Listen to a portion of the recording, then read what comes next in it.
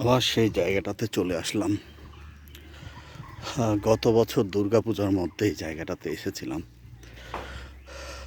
তখন হয়তো নদীতে অনেকটা জল ছিল, এখন পাবো না। বাট আজকে বাসা থেকে বের হতেও লেট হয়েছে। অলমোস্ট 8টার সময় আমি বের হয়েছি, এখন 9টা প্লাস। 1 ঘন্টা 2-3 মিনিট লাগে এই জায়গাটা আসতে। ও প্রকৃতি, nothing heals you as nature. Nature is the best healing medicine anyone.